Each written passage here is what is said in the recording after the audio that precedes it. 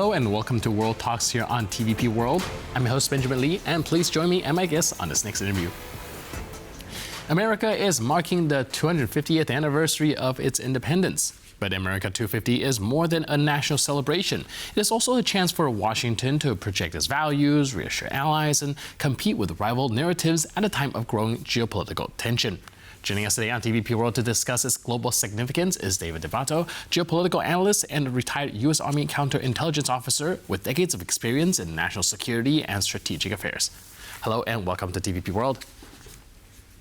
Thank you for having me.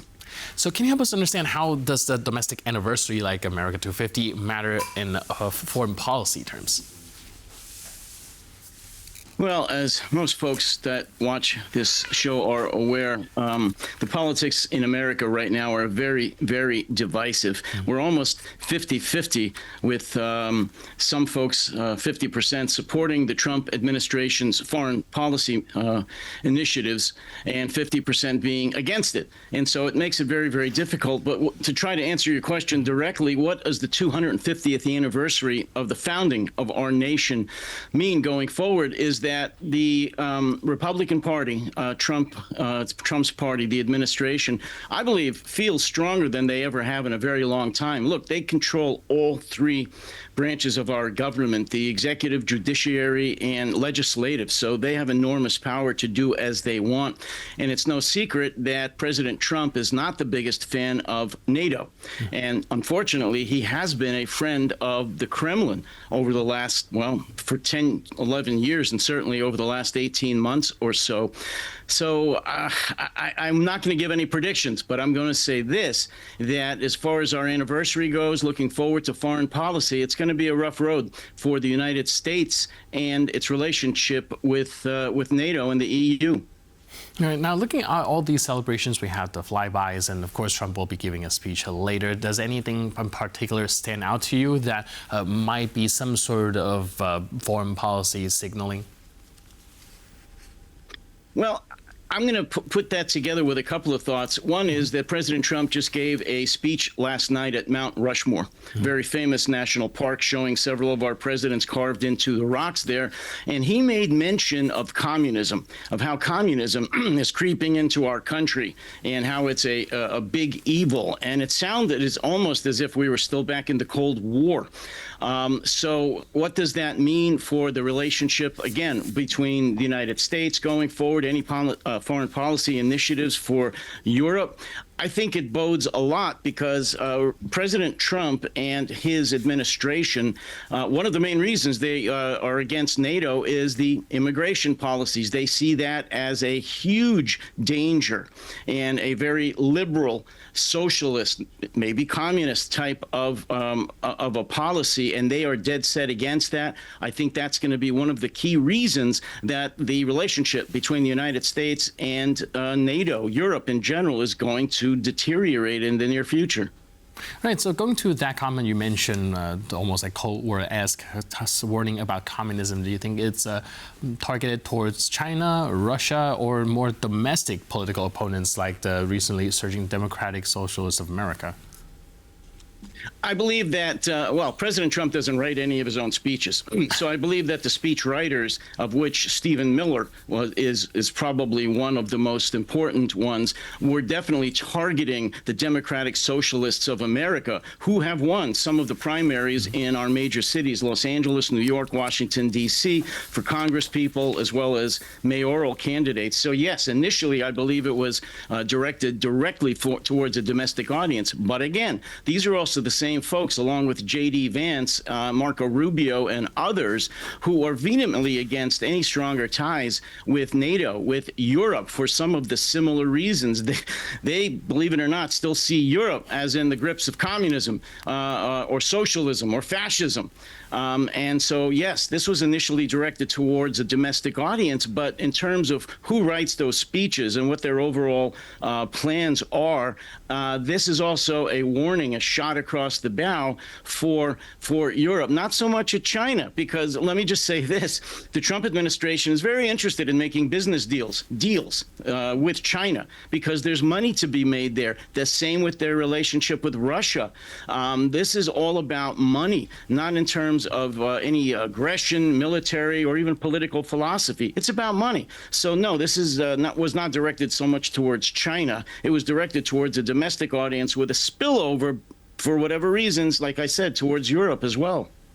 Now, looking at these celebrations, well, these national celebration with a lot of like flybys and all these demonstrations usually also has, and then there's an element of trying to project strength as well. But in recent years, do you think that it is still sort of an effective tool to kind of project some sort of national image, or are people now more tuned into the political reality of things instead of these once in a annual kind of celebration?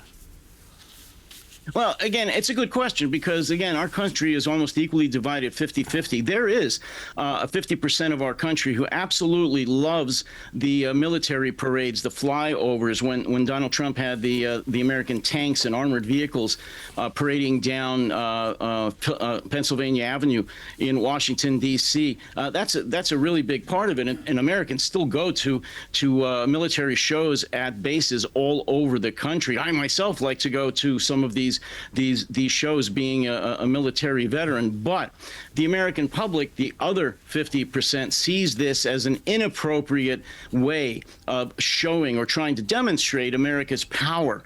They don't believe that we should be telling the rest of the world that we are a military force that's going to force them to do America's will if they don't listen to us. They believe in soft power through economic policies, through diplomacy, and trying to show people that they should do business with us. They should allow us to help them out because it's the right thing to do, not because our army or military is going to march into their country, or because we have a $1.5 trillion defense budget going into next year, and that actually is a fact.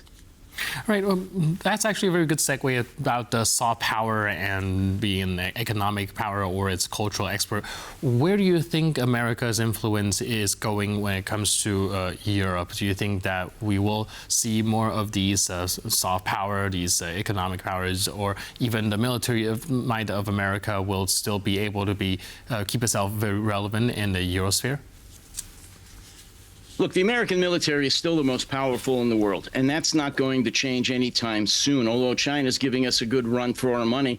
The void between America being the sole or major supplier, for example, of arms or economic development, and again, in Europe, I'll say, has been not taken over, but the vast inroads have been taken by China because of the problems in the relationship between the United States and Europe. China's making great inroads, not just in Europe, but I'm stressing Europe right now because most of your listeners, of course, are in Poland, but they're making the same inroads in all over Asia, of course, but in Africa, the Chinese, with a massive military buildup, are using their soft power, which is what America used to do. They are using economics and diplomacy and showing that, hey, if you folks do business with China, we're not going to march the People's Army into here and devastate your country. We're going to help you. We're going to build highways. We're going to build bridges. We're going to build ports. We're going to support your economy. And you can buy our cheap cars also, by the way.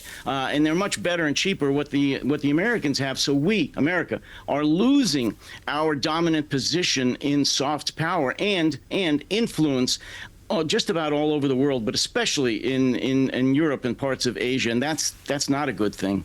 All right, now we'll probably be expecting Trump's address very soon. What do you expect is going to come out of the administration? Is it going to be emphasis on patriotism, military strength, economic competitiveness, or what do you think is going to be shaping the anniversary's international or domestic message? Well, President Trump, he already told us basically what he's going to do when he gives his speech later on this evening, and that is going to be an extended Trump rally, meaning when he goes around the country giving political rallies for himself, but for the ostensibly the Republican Party. So this is going to be an extended a Trump rally. He says he's going to speak for 8 hours. That's not physically possible, I believe, but he's going to speak for a very long time. And to directly answer your question, no, I don't believe, I may be wrong, but I don't believe there's going to be any foreign policy initiatives announced. I think he's going to do what he generally does during Trump rallies and even during major press conferences, which is to denigrate his political enemies, which usually is the Democrats and people that have taken up against him and filed lawsuits, judges, courts who have ruled against him recently, which are quite a few. So he's going to attack his political enemies. I hate to say that on this, of all days, the 250th anniversary of our country, of our independence from Great Britain. He should be unifying the country. He should be focusing on our strengths and the future of our country, the positive future. But again, he's Donald Trump. And I think he's going to basically just spend the entire, however long he speaks at his speech tonight, attacking his political enemies. And again, I'll have to say that's too bad. All right, so let's drop Trump's possible speech for a second there and go back to that message of unity that you mentioned. Let's say if global audiences were to remember just one message from America 250, you get the chance to craft that message. What do you think should be the takeaway? America is the strongest country in the world, both economically, militarily, and every other way. We are exceptional, world, and don't mess with us, because if you do, you're going to pay the price. Just ask Iran. All right, thank you so much for your input and insight. Really appreciate it, and thanks for being with us on TVP World. You bet. Cheers.